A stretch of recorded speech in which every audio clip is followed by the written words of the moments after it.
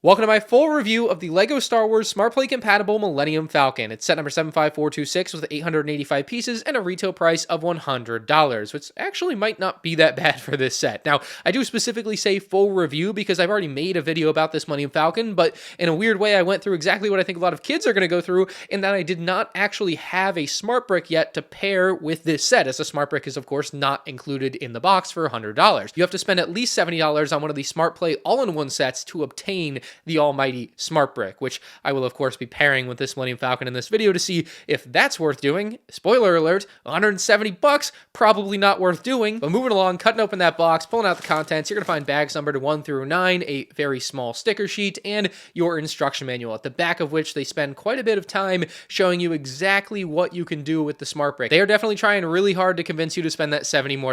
Now, for the minifigs in this set, we have 4 of them, and all 4 of them are actually smart minifigures.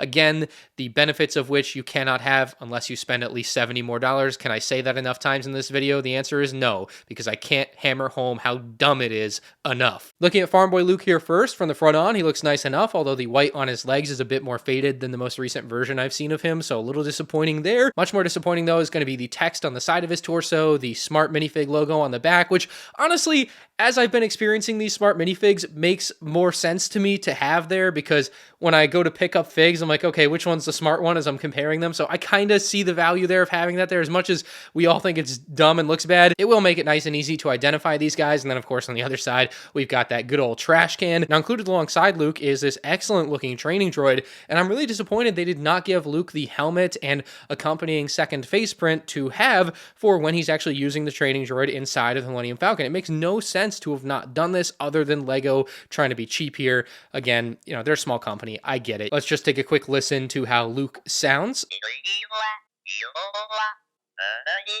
And when you place him in the cockpit of the Falcon, he will play his special tune. Next, we have C-3PO, of course, without that excellent dual-molded leg look, so a subpar version of C-3PO here, on top of the fact that you've got that factory text on one side, you've got the Smart Fig logo on the back, and the trash can on the other side. And yeah, let's just take a listen.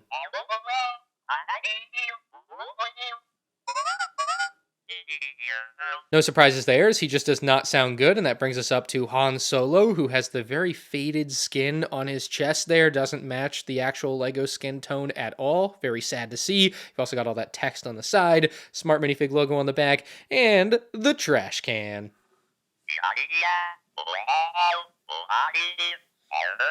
At this point, I feel like you had to know what to expect there, and that finally brings us to the Smart Chewbacca, who has the stud shooter bowcaster included. Nice play feature for the kids, of course. And then for the actual figure, I was very surprised to see the fur on his legs be a different color than the fur on his face. It just looks awkward and wrong to me, so not sure what happened there, but that's bad. Then we, of course, have that text on the side, the trash can on the other side, and then the Smart Minifig logo is actually hidden on Chewbacca due to his mold, which is very nice. It helps make the figure look a little bit better, but yeah, obviously a lot of other stuff working against this one. Now, let's hear what Chewbacca sounds like.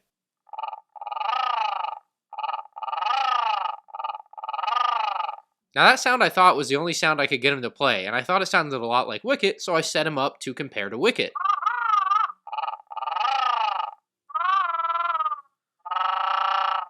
Oh, it worked! What? How did that happen? So it seems like coming into contact with another character makes Chewbacca roar, but on his own, it doesn't seem like he'll do that. I tested it like a dozen plus times, and he would just keep making that same annoying noise. The Chewbacca roar was surprisingly good, but that's only because we're comparing to a lot of other crap here. The fig quality isn't very good, the sounds aren't very good.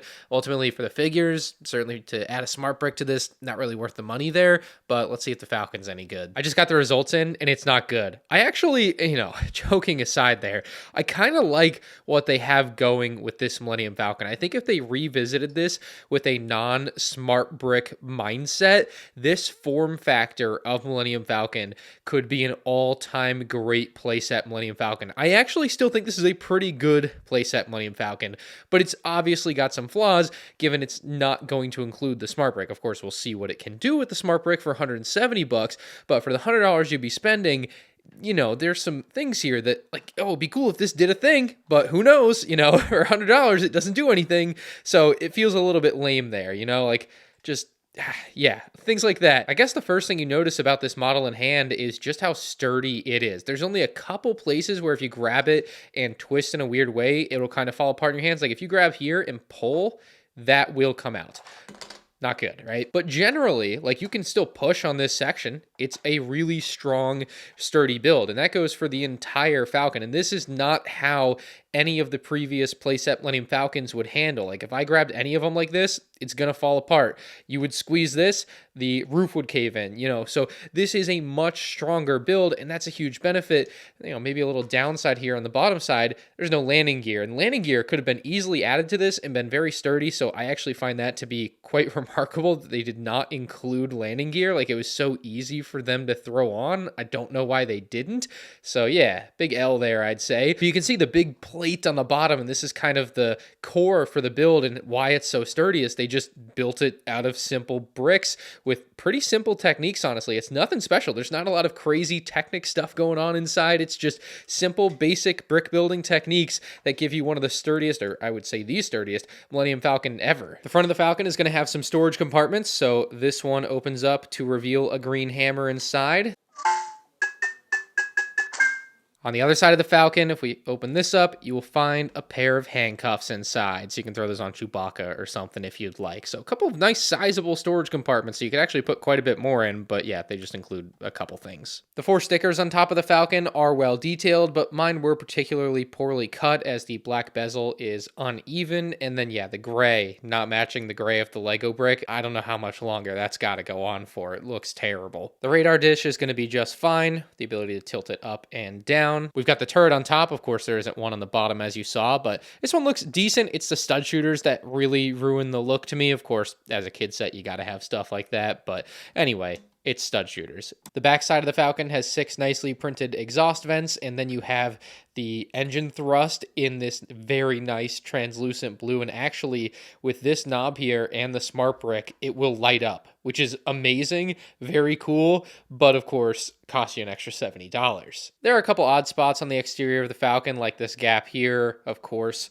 On the other side, it's like flat, which looks a little bit weird. I think angles like this are pretty bad for this Falcon, showing that flat bottom. Last thing externally is this new printed windscreen piece for the Millennium Falcon. It looks really good, actually. They've done a great job with the design of it. Just looks great paired with this other piece at the front. And just the only issue is that you don't get the smart brick, and then they leave a gaping hole behind it, and it doesn't look good anymore. It seemed to me that they'd use the Ahsoka's Interceptor windscreen piece when they did a downscaled Falcon, so I'm going to be honest, having this piece here was a big surprise to me. I don't think it looks horrible, all things considered, but of course the lack of smart brick doesn't help. Now, when you want to get inside the cockpit, you literally just lift this piece up, and what you'll notice is this piece in the front is on a ball joint, so it does move a little bit as you go and lift this away. Then you kind of have to push it back into place. There we go. There's that printed control panel at the front. You've got a spot perfect for Han Solo, or even Chewbacca can fit in here, but of course, Han Solo piloting the Falcon is just more fitting to me. And then there is actually a little stud there where you can place Han Solo's blaster if you'd like. So with such a small space, I think they did a decent job. And then you just pop this on top to cover everything up like that, and he's good to go and fly. So we'll just take our smart brick and slot it in behind him. Of course, it doesn't really complete the look for the Falcon, but at the very least, there's not a gaping hole there. So the reason it's blinking like an airplane is because it's trying to detect a color. In this case, red on the paddle will be the shooting noise for the Falcon. Let's hear it. Now, to take flight with the Falcon and the smart brick, of course, you just need the brick there on that Falcon tag, and we are ready to go.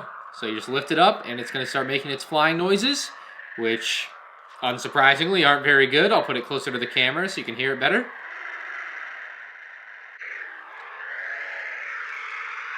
It sounds just horrendous, and then when you crash him,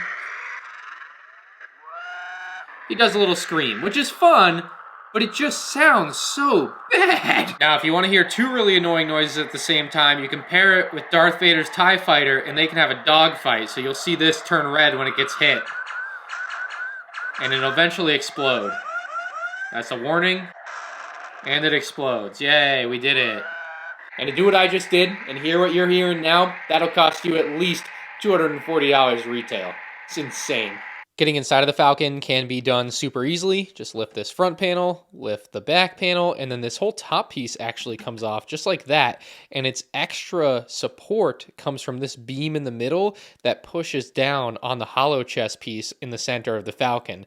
That is then, of course, connected to the very base with a brick. So it's just redistributing all of its force straight down into the base of the Falcon, which is pretty cool. And hey, maybe that's the reason they didn't do landing gear, because there's a lot of force potentially being pushed in the middle, and the landing gear would be all on the edges, and so then maybe it could all spread outwards in a bad way. I don't know. I'm just trying to reason through the decision not to include landing gear in a pretty easy way there. So anyway, pretty spacious interior, right? Like, it's a lot nicer than you might have expected, and just because they don't have to have a bunch of structural support in the center, it's very tiled off, very clean looking, and they actually, in tan here, have the outline of the Millennium Falcon, kind of like a carpet on the inside. So I think that's a fun little Easter egg in there too. There's a nicely built bed at the front where we can say have Luke Skywalker go ahead and take a nap. In the center, we have that aforementioned hollow chest board, which is beautiful. We can take, let's say, C-3PO and Han Solo in the center, and then we'll throw Luke off to the left. And just like that, you can have your three characters sitting there playing hollow chess, and they won't be in the way when you go to close up the Falcon. You can leave them there. You don't have to lay them down or move them out of the way or anything, so that's nice. For Luke's training here, things are very simple. We'll just take the smart brick and put it on the lightsaber smart tag.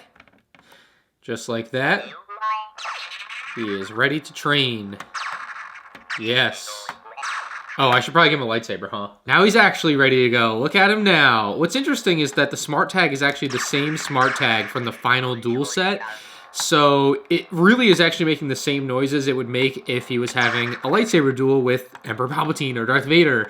But yeah, it's supposed to, of course, mimic him fighting with the droid. But it doesn't make any specific noises, I think, for this droid. So you might think that's lame, but yeah, and obviously you don't actually need the droid here. It doesn't affect anything. You can just have him swing around all day, just like that. The way it works, though, is definitely very cool as you just push this piece around, and I'll pull it off to show you. The rubber piece is just connected at the top and then kind of suspended, and so that gives you a very free-flowing movement for Luke on the platform there. So I actually really like this as a feature on the set. It just unfortunately doesn't make any truly unique noises for the Falcon. On the opposite side, this section is going to be removable, so you just pop it out here, and I'm actually not entirely sure what it is supposed to be. So I'm sure you guys can comment below and let me know, but I can tell you what it does with your smart brick. Just pop that on there. It will make a water noise. Listen. How amazing. Now, the other thing it does is if you can start to hear it beep, it's going to explode. So it just starts beeping, beeping. You shake it a lot, and eventually it explodes. Honestly, of the 4 spots to put your smart brick, that's probably the lamest one, but that's all right because this last one is definitely the coolest. So all we got to do is drop our smart brick inside of the hyperdrive. You can hear it kind of power up there, and it's ready to go.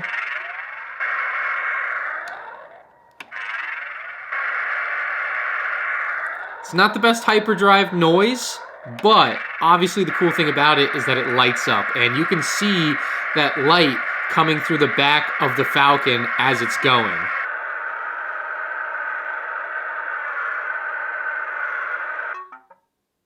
What just happened? Did it die? Well, that was fun while it lasted, I guess. And we're back at it. Now, because both the front and the back will make flying noises, I'm very curious what it'll sound like with 2 flying noises. It's just doubly annoying. It doesn't really add to have 2. Surprisingly, the Millennium Falcon build has some redeeming aspects. Despite looking not the best, it actually is a pretty good Millennium Falcon. It's just been compromised in the name of the smart brick, which isn't included in the box for $100.